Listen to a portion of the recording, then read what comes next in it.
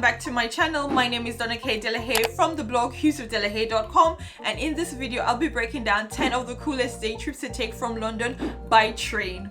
These day trips will consist of frolicking in the countryside, castles and seaside piers, all within a 2 hours train journey of London, guys. So if you like the sounds of that, give your girl a thumbs up on this video. Alright, let's get into the video.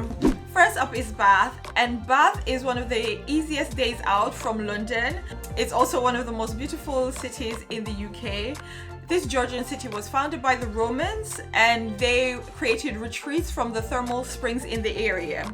Bath is also a UNESCO heritage city, and because of that it is known for its Georgian architecture and its preserved Roman bath. And some of the really cool things that if you are visiting Bath you have to do is visit the circus, visit the Royal Crescent. Guys, check out this. Check out the Royal Crescent in Bath. It's so beautiful. And do visit the Bath Walk skyline just before sunset. Trust and believe, you will be thanking me for this advice, because that is like the perfect time to see the sun going down over the city, and it's just incredible.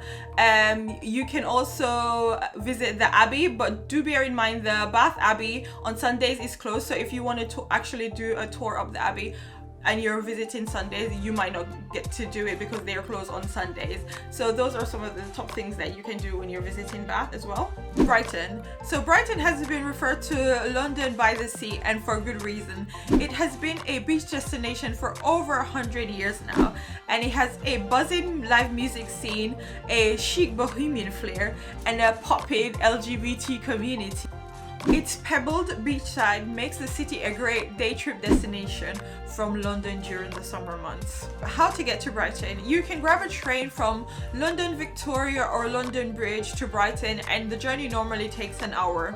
The next day trip from London is Cambridge, and Cambridge is only an hour away from London, guys, and it's basically home to one of the oldest universities in the world. Cambridge is known for its jaw-dropping architecture and its green spaces. So if you are looking to escape the chaos of London and you just want a bit of tranquility, you can pot on the river. Cambridge is ideal. Cambridge is an ideal place to visit, and it's even for the non-academic types. And at 45 minutes from London via London King's Cross, it's an easy day's trip out. Like, come on. Next up is Whitstable, and if you are looking for a great seaside day trip from London, guys, Whitstable is up there with the best of them. Yes, it might not be as like popular and famous as Brighton, but trust and believe, this little seaside town is worth a visit. It's a fantastic stretch of the Kentish coastline, and it's known for its seafood, particularly its fresh oysters, because they have native oysters, which is best between September and April, and when there is an or in the month, they also have native oysters, with rock oysters being available year-round.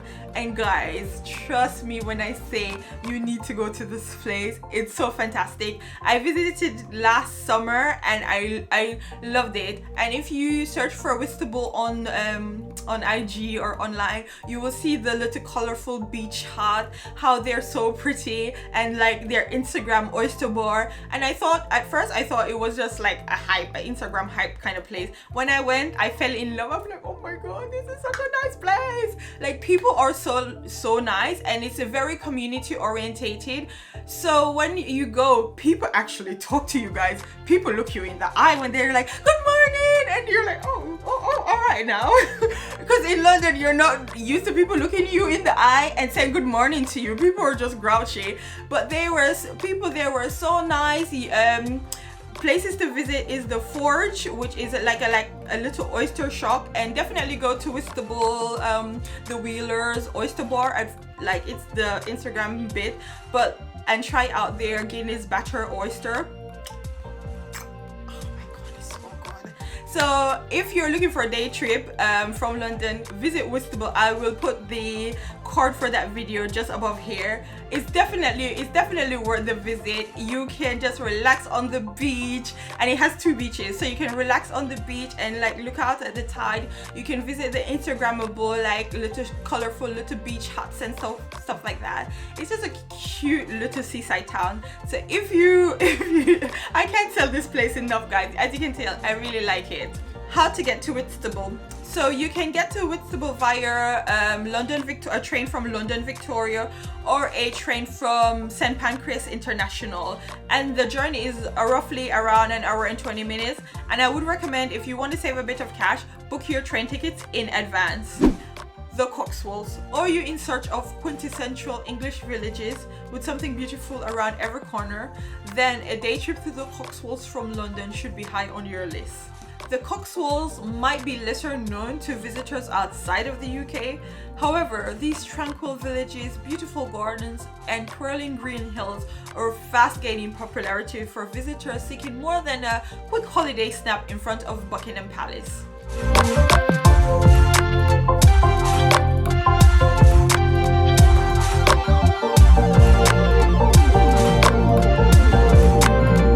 Trains run from London Paddington to the Cotswolds. The Lake District.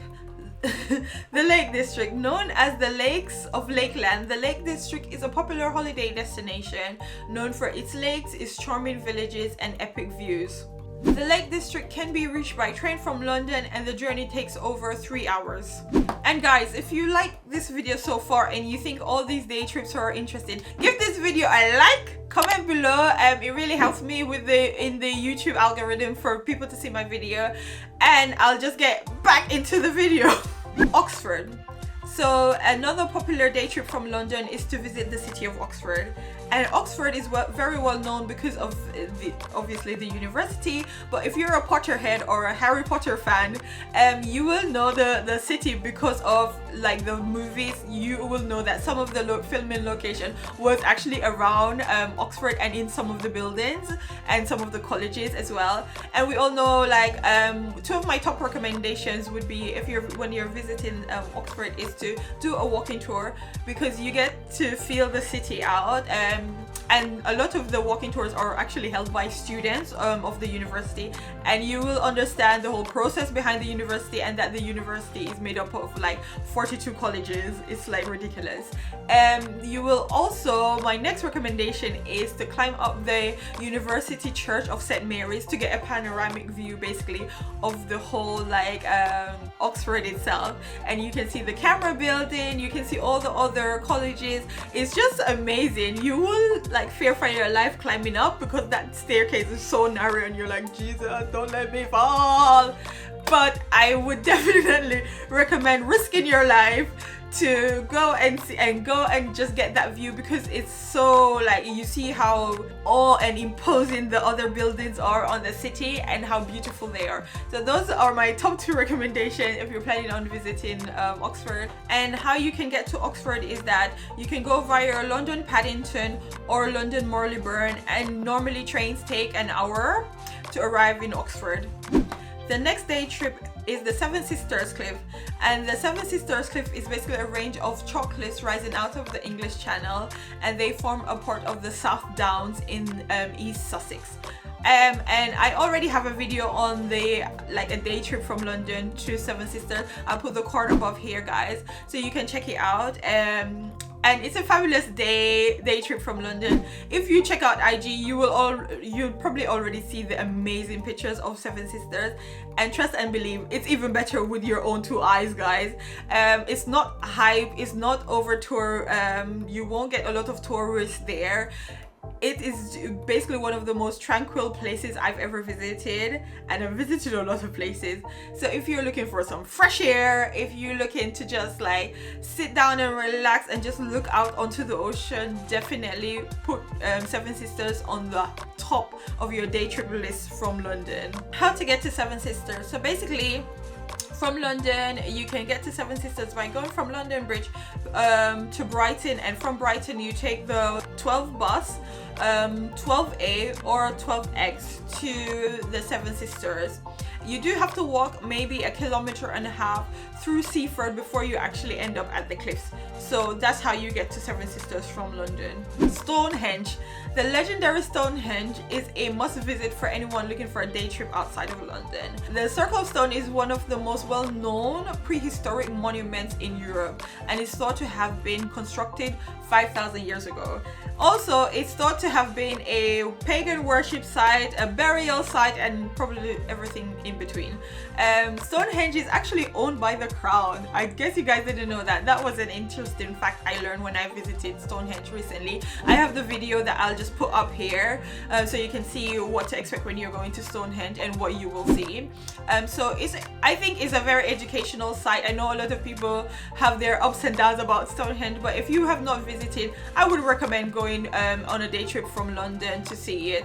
How to get to Stonehenge. So trains leave from London Waterloo to Salisbury, and it takes over around 90 minutes to get there. And from Salisbury you need to get onto the Stonehenge bus tour, which then takes you to the Stonehenge Visitor Centre. So that is how you would be getting to Stonehenge. Another great day trip from London is Windsor, and the main draw to Windsor is Windsor Castle. Windsor Castle has been a royal home and fortress for over 900 years. It is one of the largest occupied castles in the world and is still today a working palace. So how to get to Windsor? You can get to Windsor via Waterloo Station, and trains run every half an hour, and the journey takes an hour from Waterloo Station to Windsor. That was my top 10 recommendations for day trips from London by train. If you like the video, give me a like, subscribe, and a comment below. Also, I will be putting this video in a playlist of my other day trips from London, so you can just binge watch them all you want and get ideas on places to visit from London when you're visiting London. So see you on the next video.